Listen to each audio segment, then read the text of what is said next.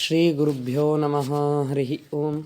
ತಪೋ ವಿದ್ಯಾ ವಿರಕ್ತ್ಯಾದಿ ಸದ್ಗುಣೌಘಾಕರಾನಹಂ ವಾದಿರಾಜಗುರೂನ್ ವಂದೇ ಹಯಗ್ರೀವದಯಾಶ್ರಯಾನ್. ಶ್ರೀ ಗುರುಭ್ಯೋ ನಮಃ. ಹರಿ ಓಂ. ಶ್ರೀಮನ್ನಾರಾಯಣನ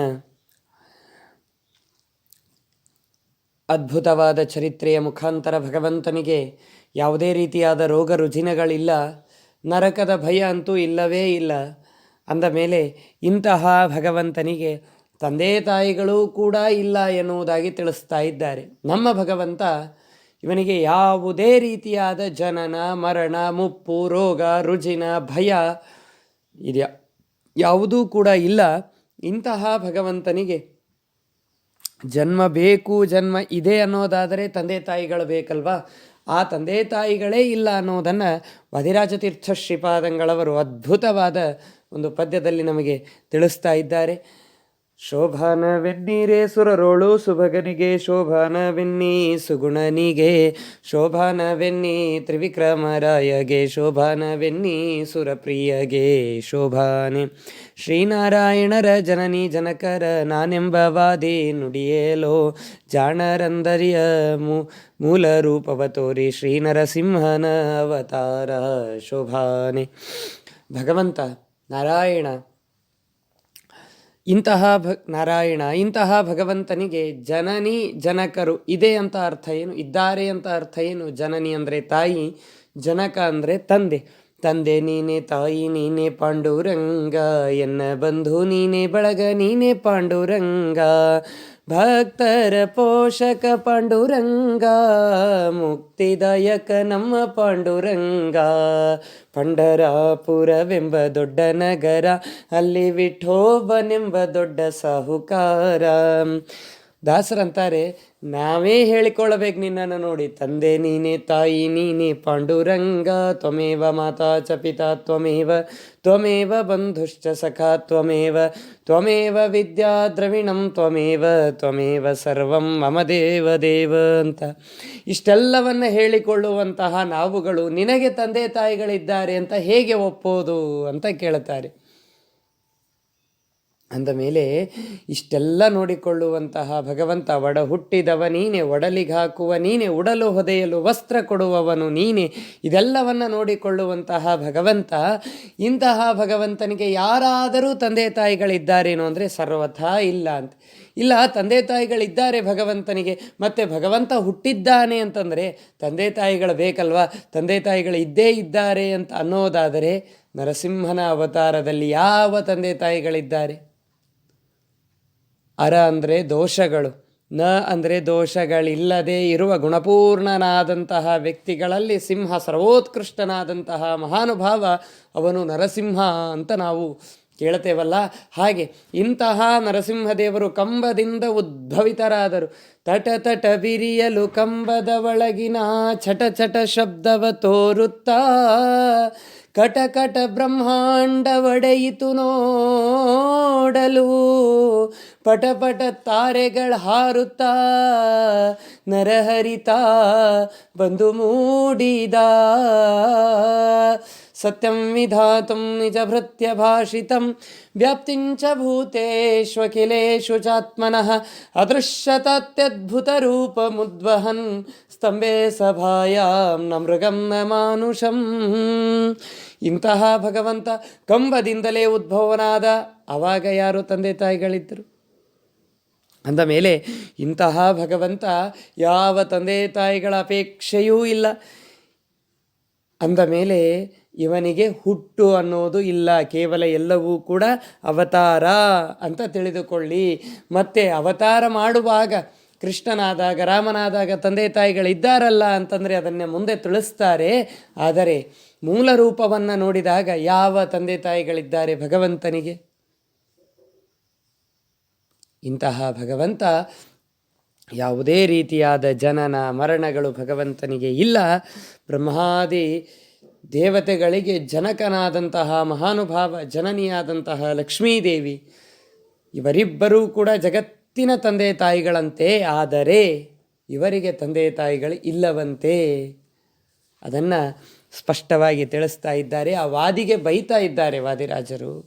ಏನು ತಂದೆ ತಾಯಿಗಳಿದ್ದಾರಂತ ಹೇಳ್ತೀಯೋ, ನರಸಿಂಹದೇವರ ಅವತಾರವಾದಾಗ ಯಾವ ತಂದೆ ತಾಯಿಗಳಿದ್ರೋ ದೇವತಾ ಕಾರ್ಯಸಿದ್ಧರ್ಥಂ ಸಭಾಸ್ತಂಭ ಸಮುದ್ಭವಂ ಶ್ರೀ ನೃಸಿಂಹಂ ಮಹಾವೀರಂ ನಮಾಮಿ ರಣಮುಕ್ತಯೇ ಅಂತ ನೃಸಿಂಹ ಪುರಾಣದಲ್ಲಿ ವಾದಿರಾಜರು ಕಂಡಂತೆ ಆ ಸಭಾಸ್ತಂಭ ಸಮುದ್ಭವಂ ಸಭೆಯ ಸ್ತಂಭದಲ್ಲಿ ಉದ್ಭವನಾದಂತಹ ಮಹಾನುಭಾವ ಇವನಿಗೆ ತಂದೆ ತಾಯಿಗಳಿದ್ದಾರೇನು?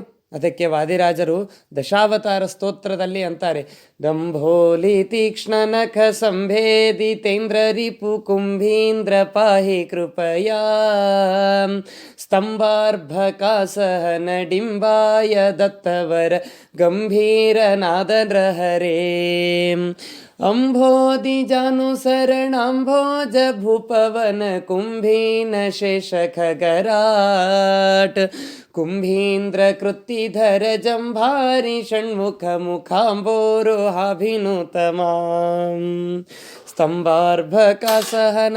ಅರ್ಭಕ ಅಂತಂದರೆ ಮಗ, ಸ್ತಂಭ ಅಂತಂದರೆ ಕಂಬ. ಅಲೋ ಕಂಬದ ಮಗನೇ ಅಂತ ನರಸಿಂಹದೇವರನ್ನು ಉದ್ಗಾರ ತೆಗಿತಾ ಇದ್ದಾರಂತೆ ವಾದಿರಾಜರು. ಅಂದ ಮೇಲೆ ಸ್ತಂಭದಿಂದ ಜಡ ಪದಾರ್ಥದಿಂದಲೇ ಆವಿರ್ಭೂತನಾದಂತಹ ಭಗವಂತ ಅಂದ ಮೇಲೆ ತಂದೆ ತಾಯಿಗಳು ಇಲ್ಲ ಅಂತನ್ನೋದು ಸ್ಪಷ್ಟವಾಗ್ತದೆ. ಬೇಕಾಗಿಲ್ಲ ನಮ್ಮ ಭಗವಂತನಿಗೆ, ಯಾರ ಹಂಗೂ ಕೂಡ ನಮ್ಮ ಭಗವಂತನಿಗೆ ಇಲ್ಲ. ಶ್ರೀನಾರಾಯಣರ ಜನನಿ ಜನಕರ ನಾನೆಂಬವಾದೇ ನುಡಿಯಲೋ ಜಾಣರದರಿಂದರಿಯ ಮೂಲ ರೂಪವ ತೋರಿ ಶ್ರೀನರಸಿಂಹನ ಅವತಾರ ಶೋಭಾನೆ. ಕೇವಲ ನರಸಿಂಹದೇವರು ಮಾತ್ರ ಕಂಬದಿಂದ ಉದ್ಭವರಾದರು, ನರಸಿಂಹದೇವರಿಗೆ ತಂದೆ ತಾಯಿಗಳಿಲ್ಲ ಅಂದ ಮೇಲೆ ಉಳಿದವರಿಗೆ ಇರಬಹುದಲ್ಲ ಅಂತಂದರೆ ಕೂರ್ಮನಾಗಿ ಅವತಾರ ಮಾಡಿದ್ನಲ್ಲ, ಆವಾಗ ಯಾರು ತಂದೆ ತಾಯಿಗಳಿದ್ದರು? ಕೂರ್ಮನಾಗಿ ಅವತಾರ ಮಾಡಿದಾಗ ಅಂಬುದಿಯ ಉದಕದಲ್ಲಿ ಒಡೆದು ಮೂಡಿದ ಕೂರ್ಮ ಎಂಬ ಶ್ರೀಹರಿಯ ಪಿತನಾರು ಅದರಿಂದ ಸ್ವಯಂಭುಗಳೆಲ್ಲ ಅವತಾರ ಶೋಭಾನೆ. ಮೊದಲು ಮತ್ಸ್ಯನಾಗಿ ಬುಧಿಸಿ ಸೋಮನ ಸೆದೆದು ವೇದಗಳ ತಂದ. ಮತ್ಸ್ಯಾವತಾರಿಯಾದ ಆವಾಗ ಯಾರಿದ್ರು? ಕೂರ್ಮಾವತಾರಿಯಾದ ಭಗವಂತ ಆವಾಗ ಯಾರಿದ್ರು? ಕೂರ್ಮ. ತಾನು ಇಡೀ ಸಮುದ್ರ ಮಥನದ ಕಾಲದಲ್ಲಿ ಆ ಪರ್ವತವನ್ನು ತನ್ನ ಹೆಗಲ ಮೇಲೆ ಹೊತ್ತುಕೊಂಡು ನಿಂತಹ ಭಗವಂತ. ಇಂತಹ ಭಗವಂತನಿಗೆ ಯಾರು ತಂದೆ ತಾಯಿಗಳಾಗಿದ್ದರು ಕೂರ್ಮ ರೂಪದಲ್ಲಿ? ಅಂತಹ ಕೂರ್ಮ ರೂಪದಲ್ಲಿಯೂ ಕೂಡ ತಂದೆ ತಾಯಿಗಳಿಲ್ಲ, ನರಸಿಂಹ ರೂಪದಲ್ಲಿಯೂ ತಂದೆ ತಾಯಿಗಳಿಲ್ಲ, ಮತ್ಸ್ಯನಾದಾಗಲೂ ತಂದೆ ತಾಯಿಗಳಿಲ್ಲ. ಅಂದ ಮೇಲೆ ಭಗವಂತನಿಗೆ ತಂದೆ ತಾಯಿಗಳ ಅಪೇಕ್ಷೆ ಇಲ್ಲ. ಇಷ್ಟೇ ಅಲ್ಲದೆ ಇದನ್ನು ಬಿಟ್ಟರೆ ಎಲ್ಲ ಅವತಾರಗಳು ಕೂಡ ಭಗವಂತನದು. ಅವರಿಂದ ವಸುದೇವ ದೇವಕಿಯರಲ್ಲಿ, ದಶರಥ ಕೌಸಲ್ಯರಲ್ಲಿ ಭಗವಂತ ಹುಟ್ಟಿದ್ದಾನೆಂದರೆ ಕೇವಲ ಅವತಾರ ಮಾಡಿದ್ದಾನೆ ಎನ್ನುವುದಾಗಿ ತಿಳಿದುಕೊಳ್ಳಬೇಕೇ ಹೊರತಾಗಿ ಭಗವಂತನಿಗೆ ಪ್ರತ್ಯೇಕವಾದಂತಹ ಹುಟ್ಟಿದೆ, ನಮ್ಮ ತರಹ ಅವನಿಗೂ ತಂದೆ ತಾಯಿಗಳ ಅಪೇಕ್ಷೆ ಇದೆ ಅನ್ನೋದನ್ನು ನಾವು ತಿಳಿದುಕೊಳ್ಳುವಂತಿಲ್ಲ. ಅಂಬುದಿಯ ಉದಕದಲ್ಲಿ ಒಡೆದು ಮೂಡಿದ ಕೂರ್ಮ ಎಂಬ ಶ್ರೀಹರಿಯ ಪಿತನಾರು ಅದರಿಂದ ಸ್ವಯಂಭುಗಳೆಲ್ಲ ಅವತಾರ ಶೋಭಾನೆ. ಹೌದು, ಭಗವಂತ ಎಲ್ಲ ರೀತಿಯಾಗಿ ಕೂರ್ಮನಾಗಿ ಅವತಾರ ಮಾಡಿದ, ಮತ್ಸ್ಯನಾಗಿ ಅವತಾರ ಮಾಡಿದ, ವರಾಹನಾಗಿ ಬಂದ, ಎಲ್ಲವೂ ಒಪ್ಪೋಣ. ನರಸಿಂಹನಾಗಿ ತಂದೆ ತಾಯಿಗಳಿಲ್ಲ ಅಂತ ತೋರಿಸಿದ, ಎಲ್ಲವೂ ಒಪ್ಪೋಣ. ಮತ್ತು ವಸುದೇವ ದೇವಕಿಯರಲ್ಲಿ ಬಂದಲ್ಲ ಅಂದ ಮೇಲೆ ಇದು ಹೇಗೆ ಹುಟ್ಟಲ್ಲ ಅಂತೀರಿ ಅಂತಂದರೆ ಅದಕ್ಕೆ ವಾದಿರಾಜರು ಉತ್ತಮವಾದ ನಿರ್ಣಯವನ್ನು ನೀಡ್ತಾ ಇದ್ದಾರೆ. ದೇವಕಿಯ ಗರ್ಭದಲ್ಲಿ ದೇವನವತರಿಸಿದ ಭಾವವನು ಬಲ್ಲ ವಿವೇಕಿಗಳು ಈ ವಸುಧೆಯೊಳಗೆ ಕೃಷ್ಣಗೆ ಜನ್ಮವ ಆವ ಪರಿಯಲ್ಲಿ ನುಡಿವೆಯೋ ಶೋಭಾನೆ. ದೇವಕಿಯ ಗರ್ಭದಲ್ಲಿ ಭಗವಂತ ಅವತಾರ ಮಾಡಿದ, ಇದರ ಒಳಮರ್ಮ ಏನು ಅಂತ ಎಲ್ಲ ಜ್ಞಾನಿಗಳು ಕೂಡ ತಿಳಿದುಕೊಂಡಿದ್ದಾರೆ. ಆದರೆ ಈ ಭೂಮಿಯೊಳಗೆ ಕೃಷ್ಣನಿಗೆ ಜನ್ಮ ಅಂತನ್ನೋದು ಸರ್ವಥಾ ಇಲ್ಲ. ಆವ ಪರಿಯಲ್ಲಿ ನುಡಿವೆಯೋ, ಯಾವ ಅರ್ಥದಲ್ಲಿ ಕೃಷ್ಣನಿಗೆ ಜನ್ಮ ಇದೆ ಅಂತ ಹೇಳ್ತೀಯೋ, ನಮ್ಮ ಭಗವಂತನಿಗೆ ಜನ್ಮ ಅಂತನ್ನೋದು ಸರ್ವಥಾ ಇಲ್ಲ. ಮತ್ತೆ ಹುಟ್ಟಿದ್ದಾನಲ್ಲ ದೇವಕಿ ವಸುದೇವರಲ್ಲಿ ಅಂದರೆ, ಹುಟ್ಟಿದ್ದಾನೆ ಅಂದರೆ ಬತ್ತಲಿಂದ ಬರುತ್ತಲಿಹರು ಬತ್ತಲಿಂದ ಹೋಗುತ್ತಿಹರು ಅಂತ ದಾಸರು ಹೇಳ್ತಾರಲ್ವ.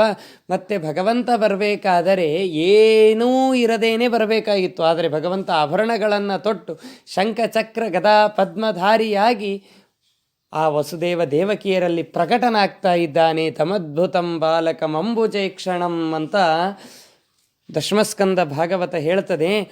ಇಂತಹ ಭಗವಂತ ಎಲ್ಲ ರೀತಿಯಾದಂತಹ ಆಭರಣಗಳನ್ನು ಶಂಖಚಕ್ರಗಳನ್ನು ಧಾರಣೆ ಮಾಡಿಕೊಂಡು ಬರ್ತಾನೆಂದರೆ ಅದನ್ನು ಹುಟ್ಟು ಅಂತಾರೇನು? ಸರ್ವತಾ ನಮ್ಮ ಭಗವಂತನಿಗೆ ಹುಟ್ಟು ಅಂತನ್ನೋದು ಇಲ್ಲವೇ ಇಲ್ಲ. ಅದನ್ನು ತಿಳಿಸ್ತಾ ಇದ್ದಾರೆ. ಒಂದು ವೇಳೆ ಅದು ಹುಟ್ಟು ಅಂತ ಆಗಿದ್ದರೆ ದೇವಕಿ ಆಗಲಿ ವಸುದೇವರಾಗಲಿ ಕೃಷ್ಣ ಅಂತ ಕಂಡು ಹಿಡೀಲಿಕ್ಕೆ ಸಾಧ್ಯವೇ ಆಗ್ತಾ ಇರಲಿಲ್ಲ. ಆದ್ದರಿಂದ ನಮ್ಮ ಭಗವಂತನಿಗೆ ಹುಟ್ಟು ಅಂತನ್ನೋದು ಇಲ್ಲ, ಕೇವಲ ಅವತಾರ ಎನ್ನುವುದಾಗಿ ನಾವು ತಿಳಿದುಕೊಳ್ಳಬೇಕು. ದೇವಕಿಯ ಗರ್ಭದಲ್ಲಿ ದೇವನವತರಿಸಿದ ಭಾವವನ್ನು ಬಲ್ಲ ವಿವೇಕಿಗಳು ಈ ವಸುಧೆಯೊಳಗೆ ಕೃಷ್ಣಗೆ ಜನ್ಮವ ಆವ ಪರಿಯಲ್ಲಿ ನುಡಿವೆಯೋ ಶೋಭಾನೆ. ಶೋಭಾನವೆನ್ನೀರೆ ಸುರರೋಳು ಸುಭಗನಿಗೆ ಶೋಭಾನವೆನ್ನಿ ಸುಗುಣನಿಗೆ ಶೋಭಾನವೆನ್ನಿ ತ್ರಿವಿಕ್ರಮರಾಯಗೆ ಶೋಭಾನವೆನ್ನಿ ಸುರಪ್ರಿಯಗೆ ಶೋಭಾನೆ. ಶ್ರೀಕೃಷ್ಣಾರ್ಪಣಮಸ್ತು. ಶ್ರೀ ಗುರುಭ್ಯೋ ನಮಃ.